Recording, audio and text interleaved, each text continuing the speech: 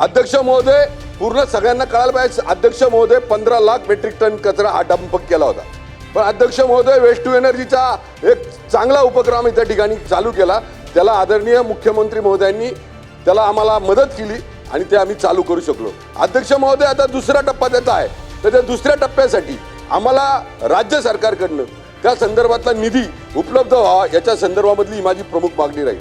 अध्यक्ष महोदय, सगळ्या गोष्टींना पर्याय आपण काढू शकतो. कचरा, पाणी, लाईट आणि रस्ते याच्यावर पर्याय काढू शकत नाही आणि त्या काढण्यासाठी आम्ही पुरवण्या मागणीच्या माध्यमातून काही मागण्या करतोय.